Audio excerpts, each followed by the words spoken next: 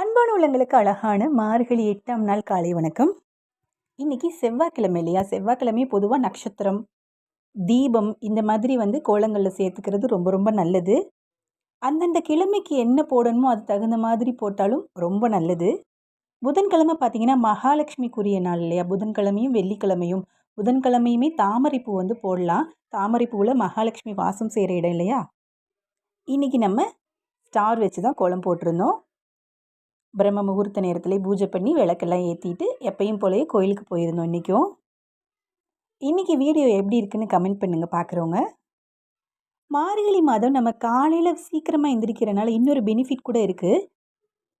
ஓசோன்லேருந்து வரக்கூடிய அந்த சுத்தமான காற்று நம்ம இந்த ஒரு மாதம் ஃபுல்லாக நம்ம உடம்புல படும் பொழுது நமக்கு இந்த ஒரு வருஷத்துக்கு தேவையான நோய் எதிர்ப்பு சக்தியே இதில் கிடைக்கும் அப்படின்னு சொல்கிறாங்க.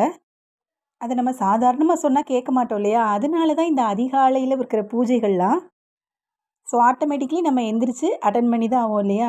ஸோ நீங்களும் ட்ரை பண்ணி பாருங்கள். அப்புறம் இன்னையோட ஹாஃப் இயர்லி எக்ஸாம் முடிஞ்சு ஸ்கூலில் லீவ் விட போகிறாங்க இல்லையா? என் பொண்ணு இன்றைக்கி ரைஸ் எதுவுமே வேணான்னு சொல்லிட்டாங்க. சேமியாலே பிரியாணி மாதிரி செஞ்சுருந்தேன். வெஜிடபிள்லாம் போட்டு அதே லஞ்சுக்கும் வேணும்னு சொல்லி அதவே கொண்டு போயிட்டாங்க. கூடவே கொஞ்சம் ரைத்தா மட்டும் பண்ணி கொடுத்துருந்தேன். இந்த கூலிங்கான கிளைமேட்டுக்கு இதுவும் சாப்பிட நல்லதாக இருந்தது காலையில்.